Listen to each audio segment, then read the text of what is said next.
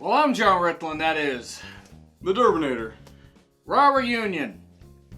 Boy, that was such a ploy for ratings and a desperate grab for ratings, and USA Network, you fucking idiots. It was so wrong. But apparently Vince also seems to believe that too, because boy, they tore into the fact that they were having a Raw Reunion show. Either that or Vince just greenlit it, or, people got that by Vince said, hey, this will get over with the fans. Yeah. Not that Vince has cared about the fans. This show is not good.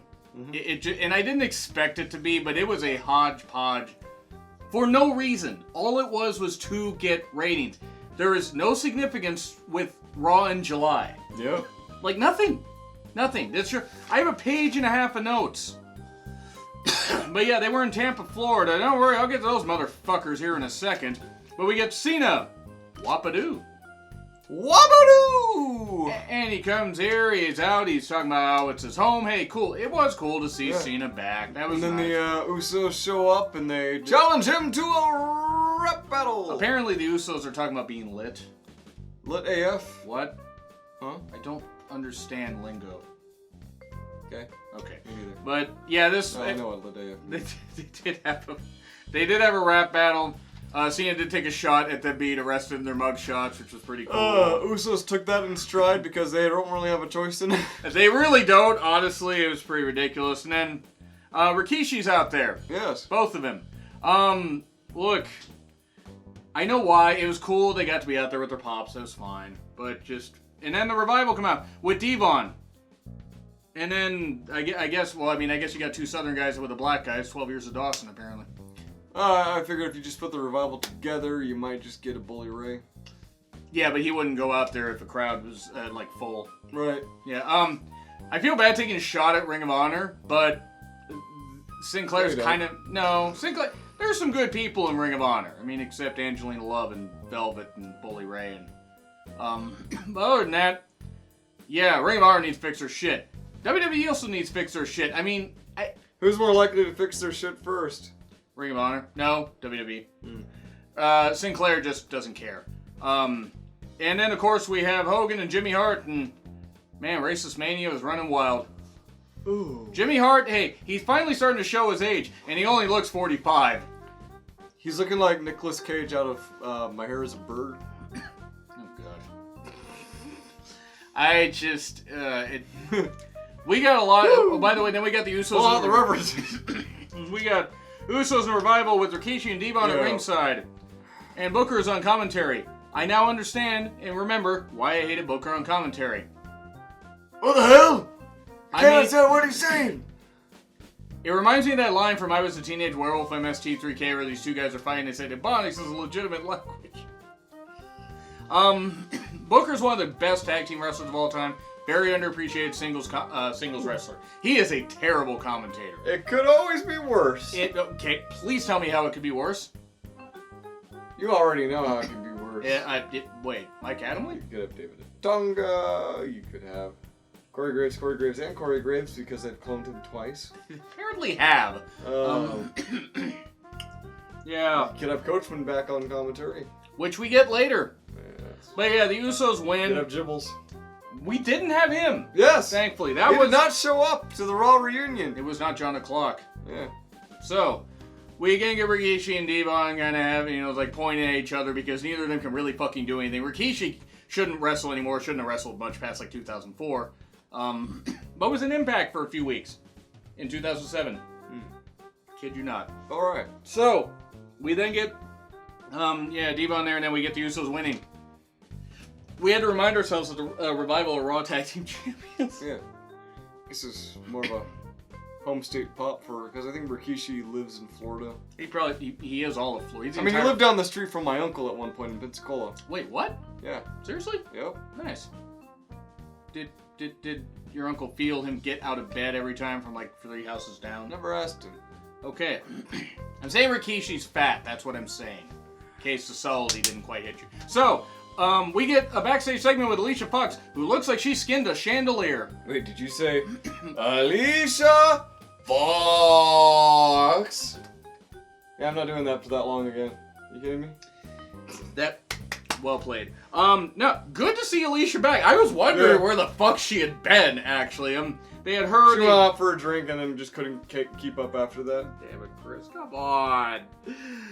Oh, you were gonna say it. Yeah, but you know what? She hasn't been caught being intoxicated since February. Yeah.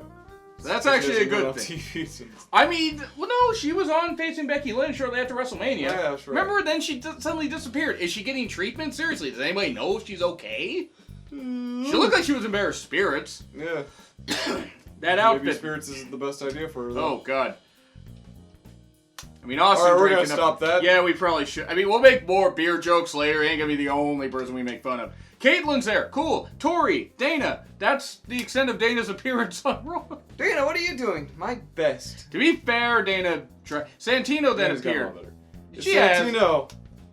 Used to No. be a big fan of yours, dude. I used to be. That stuff about, what was it? Was it trans people? I think is what he said. Something like that. He said a lot of shit, which is funny because the most over he really was, you know, dressing in drag. I mean, I'm not paying his comments. But Santino is not a legend. That's the best you could fucking do. And apparently he works with if you were to create a map of all of the superstars' addresses and you needed a what's known as a legend on the map where you put all the faces on there, technically you'd be a legend then. But that would be a stretch. You're gonna just torpedo Speaking that. of stretches, he still also brought the Cobra with him. Yes, he stretched out his Cobra in front of women on camera. Oh my. When I do that, I'm asked to leave the sorority. Moving on. So yeah, Drew confronts him. Should have Claymore kicked his head off right there. That would have been murder. That would have been murder, though. Yeah, 'cause there's also neck issues with Santino. True. We then get the first of many motherfucking horrible goddamn segments. Yep. We get what? Who was Charlie interviewing first? Truth? He was interviewing Truth, and then Carmella was there. Carmella's tan so much they practically have the same skin tone now. And then Renee Michelle came out and confronted the two of them to distract them as Drake Maverick comes up from behind and pins R-Truth for the 24/7 championship. Oh, and they showed footage of San Diego Comic-Con there, as if people didn't make fun of Comic-Cons enough. They shouldn't, because there's a lot of good shit there. This was not good shit. You knew I was about to defend my nerd shit. That's why I backed it up by saying there's a lot of good shit there. God damn it. I hate it. It's not funny. To me. Right. Just clarifying that. Oh, it's meant to be funny. Well, when it starts being funny, that's when I'll fucking, find it funny. Sorry, there's other people. You and I have had this discussion. Right. But then, then Charlie and the Godfather. Because the Godfather is such a great gimmick in 2019. Take a look. Look, kids, it's the great God-Grandfather. It's a great tweet that you put out, by the way. He's looking more like Papa Shambles nowadays. Now... You alright there, buddy? I don't know why. I don't know why that caught me. We then get Drew beating up Cedric. The match didn't happen. He just beat the shit out of him. Yeah, which means Drew still hasn't won a match against Cedric in a singles competition. And then he hit the reverse Alabama Slam. Cedric hitting the apron, which, as we know, is the hardest part of the thing. Moving on. All right. We then get Drake going backstage. Worms, the boogeyman. Okay, I popped for this, and I like the boogeyman. Oh, yeah. So Drake goes to pack everything up. He opens up his suitcase, and he screams a little bit. And then you hear the boogeyman. And... Boogie, I love you, man. Just keep being fantastic on Twitter. He is 55 years old. Yes. How? Effort. I mean, true. I'm just... Maximum effort. Yeah, I mean, that guy's insane. Then Drake's passed out and hurt, and then Pat Patterson covers him. Of course, Pat Patterson once again taking advantage of a young boy in a backstage segment in a prone position. I wouldn't call Drake young, but yeah. Okay, I am going to make fun of Pat Patterson being the, the creep that he is. And I don't care that he's gay. That ain't why I'm making fun of him. He's a fucking creep, and he should go to hell for what he did. So moving on. He becomes a 24/7 champion. And then we have the Viking Raiders. We have Lillian Garcia, actually. It was good to see Lillian Garcia back. Viking Raiders versus Hawkins and Ryder. Well, that was over. Christian was out there talking about the tag team action. And yeah, because he has a connection to Hawkins and Ryder, so. That was an excuse to bring him out. I mean, technically Edge does also. Yeah. The Edge heads. Why was Edge not here? Why was- I mean, I know he was primarily SmackDown, but... Yeah. Why was Edge not there? That would have been kind of funny. We then get Jill. Hey, good. The two of them on commentary together? Gold. It would have reeked of awesomeness. Yeah, it would. Yeah. Jillian. Good to see Jillian there. Jillian. Somebody they probably should use a little bit better instead of putting a fucking mole on her face. And having, Eve. And it was good to see Eve. And then Mike and Maria. They have buried Mike Kanellis 6 feet under. Oh boy. Yeah. Don't tell me they haven't, folks. They have. They haven't. I'm just... I knew you were going. Maria wants him to rub lotion on her skin or else he gets the hose again. We're gonna get that segment soon. And right after that, it was Silence of the Damn. That was pretty good. It was also good that Eric Bischoff was there. Yeah. It was nice to see Eric Bischoff. I didn't mind some of the legends appearing when it actually started encouraging Mike to head over to SmackDown if this doesn't work out. Yeah. Meaning we might get into this fucking wildcard rule. And the regular wildcard rule. The fucking wildcard rule is the human centipede version. That's not very good. Well, anyway. So, okay. Just a train running through. Next up we had the OC the Club. OC Club, Chris. Yes. It's such good shit. It's such good shit. Although I do like the design of their logo. They actually put effort into this. But the name is what I have a problem with. The logo's great. I mean, none of them are from Orange County, I don't think. No. I mean, even though they're kind of all orange at this point, especially Gallows. This, apparently the Fox series never left. And if you don't know what the OC is, that's probably just as well because it wasn't very good. Yeah. Yeah, that name's a death sentence right there. They're not the OC Club. What does the C in the OC stand for? Crap? I don't know. The original Club. Original Crankster. I mean, at AJ's age, that's going to happen. I think it's supposed to be just the OC. Right, but I'm going to make fun of it anyway. So, we then get Gerald Briscoe winning the ATM machine.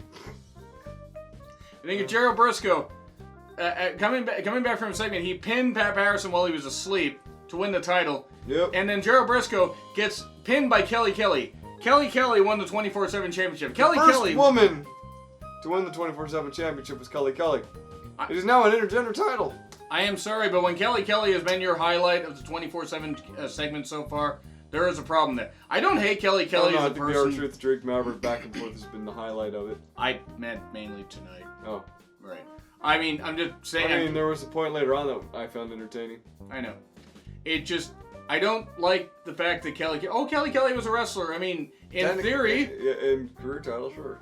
I mean, look, she tried. She was thrust out there with really she was thrust out there with no training, and just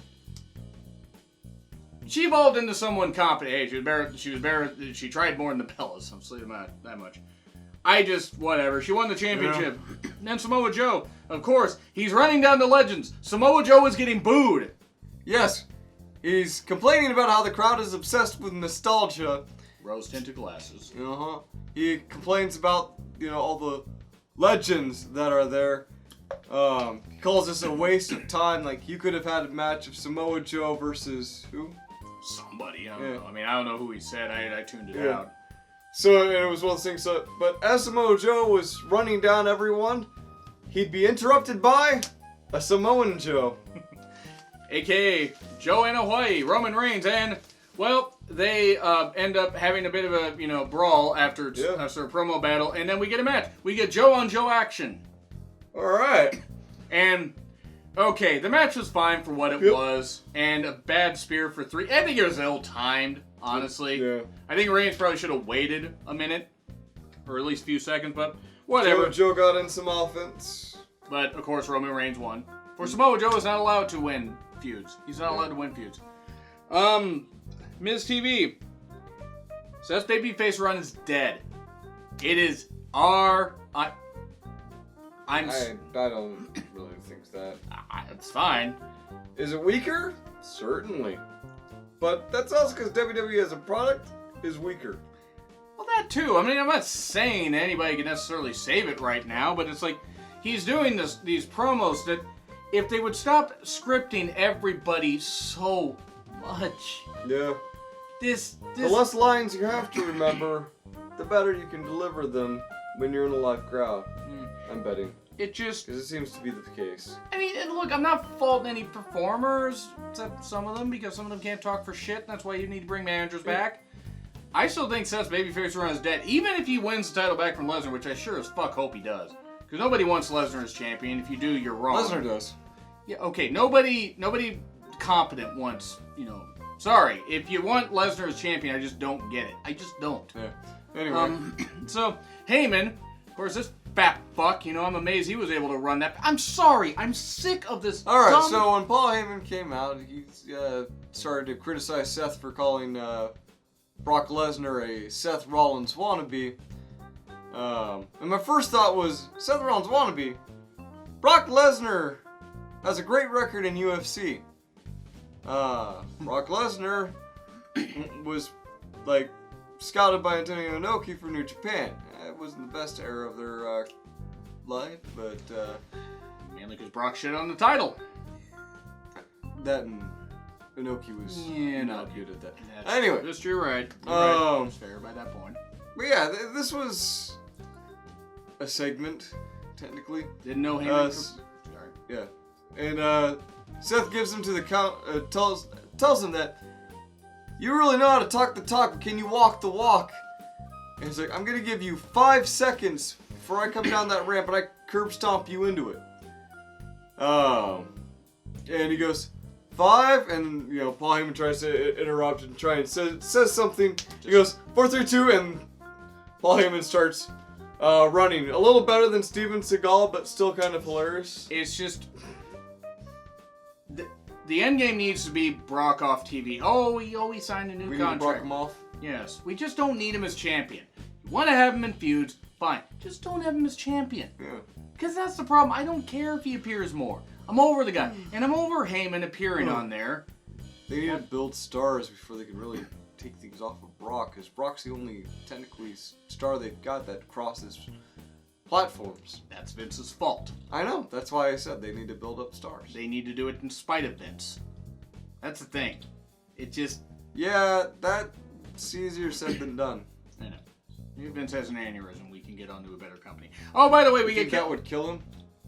I mean, he'd have to have a brain first. And a heart. So, we have Kelly celebrating. If I only had a fart. And we had Naomi, Melina, Candice. Yes. Candice Michelle. Good to see Candice back. Yeah. And Candice ends up, she's talking to everybody, and then Melina says, wait, I just got my license, a referee license. Melina is the referee, Candice pins Kelly. Candice Michelle is a 24/7 champion. Okay, good on Candice for winning. Hey, I'm happy they used Candice. But it's very short-lived. Because then Alundra Blaze, a.k.a. Medusa, a.k.a. Miss Drunk Pants at the NWA Crockett Cup, appears. Yes. And chokes out, or like a chicken wing thing, and chokes her out, and then she takes the title. Yep. And we'll get to that in a bit. What they should have done, but they didn't do the thing, because they're embarrassing.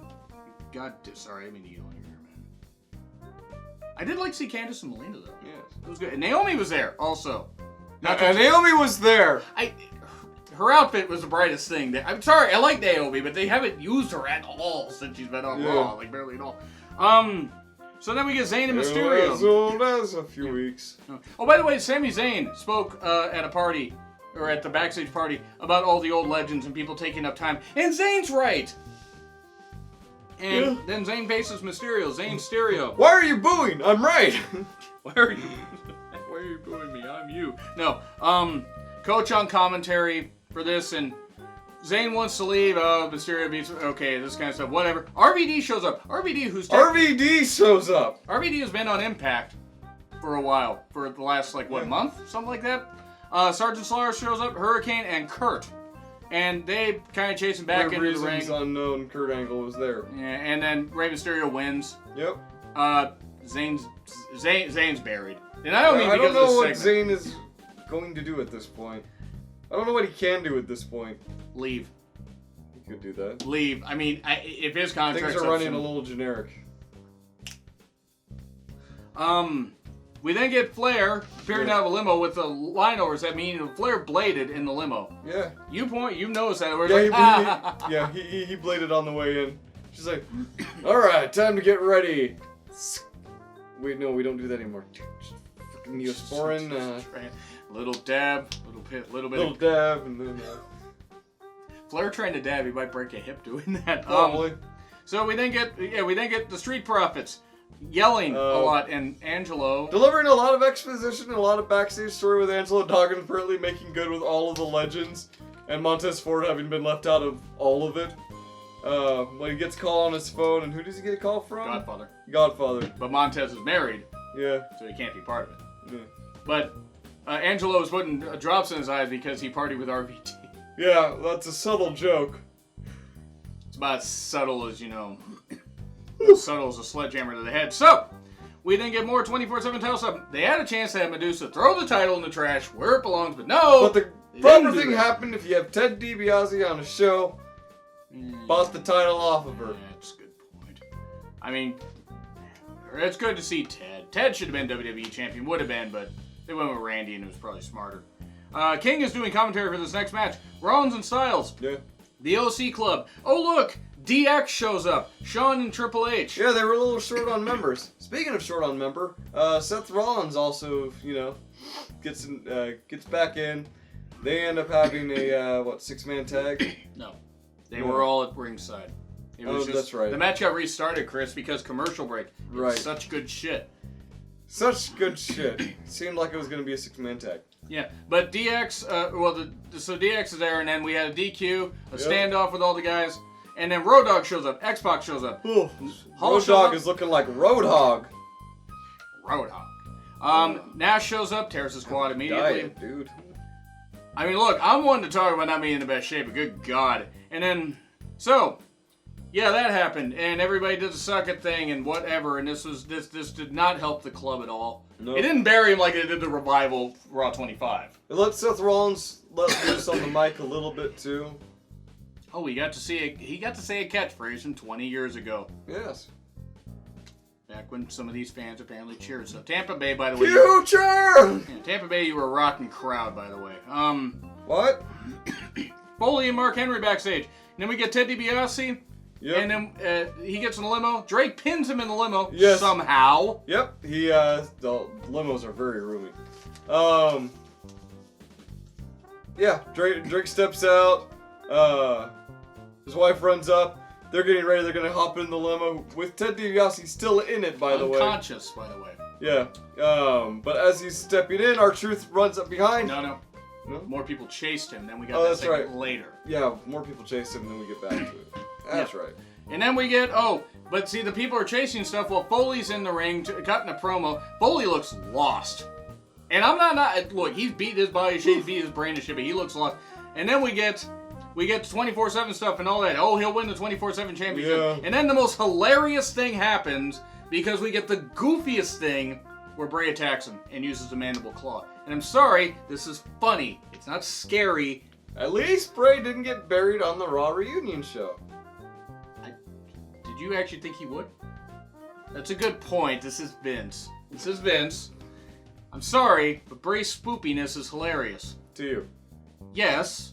I can't speak. I don't see him as scary, but I like the that he comes across as intimidating.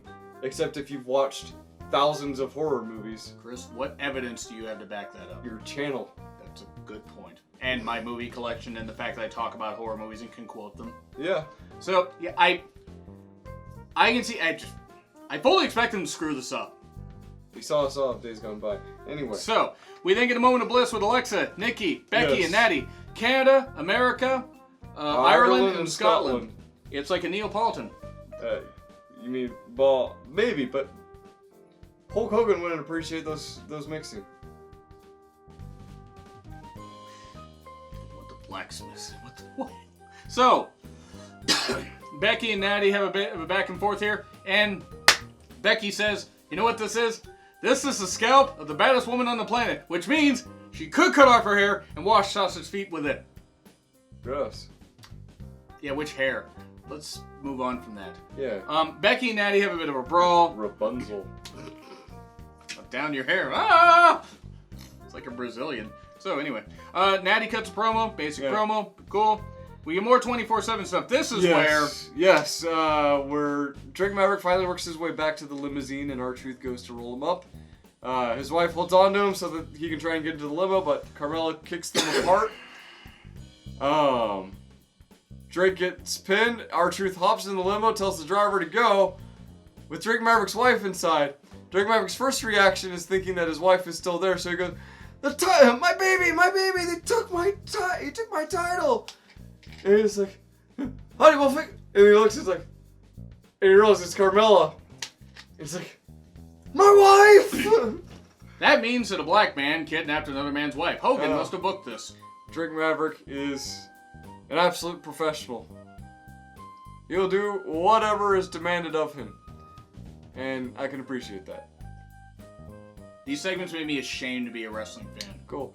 So, Braun beat up a jobber named Randy Rhodes. Yeah, who looks like a discount Darby Allin. Huh. I wonder what that could mean. They are going to fight. What could that mean? Shot a W, Chris. Oh, shit. It's so subtle. Fuck. Like an elephant on stilts. Yeah, that poor guy, though. I hope he got paid at least decently, because he got tossed around a lot. I'll pay you in fun bucks. What can I use the fun bucks on? Toys R Us. We're out of business.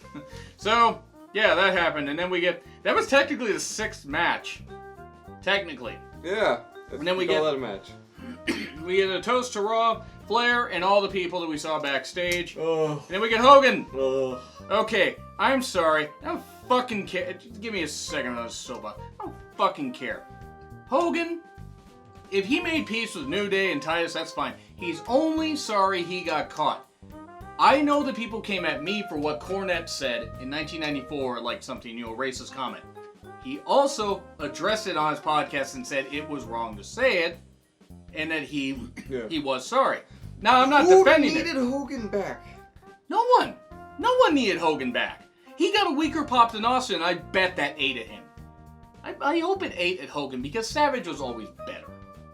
Savage should be here. Hogan should be in Savage's place. But Hogan doesn't have a heart, so he couldn't have a heart attack. That's all I gotta say about the racist grandpa that wants to fuck his own daughter. So no wonder him and Trump get along. But fight for your rights, fight for the whites. See, that's what Hogan's theme should have been. And then he called it ReOnion, Chris. Yes, the Raw ReOnion. My favorite. There are layers to this. We then get Austin interrupting. And of course, fresh off a wife beating, as he always is. So they're cheering for racism and wife beating. It is Florida. It's a good point. No one's gonna take away what Austin did or what Hogan did for wrestling. I'm not saying I'm perfect. One thing I'm take away the other things that they've done. Yeah. One thing I'm not, I ain't a wife beater, and I used to be a racist, but I ain't anymore. And then when Austin keeps talking, cuts off the what chance, and then they kept going and going and going, and they toasted. And maybe having some of those people like Ric Flair and others around alcohol isn't the best idea. Boogeyman going at that beer with much enthusiasm. It's probably the first beer he's had in a while. Yeah, he's right. Yeah, but I'm sorry, Must go down easy if you don't have teeth. Yeah, D. I'm sorry, I did not find. I did. C- for me. Because I find more enjoyment out of the 205 Live. This whole thing, though, should never have happened. Desperate ploy. Yeah. It was hodgepodging a whole bunch of stars. And you could really hear the frustration out of this, too, with some of the current stars, the way that they allowed them to and you can't blame talk them. about it. Zane and Joe. But anyway, D and C- for you and... And behold! There's a poll up here. You can select one of the grades. You can do that. C, D, F. Leave the comments. Do the subscribe thing. We ran out of E, but this couch is amazing. Yeah. Oh, what? Oh, yeah. Like and dislike, comments, subscribe.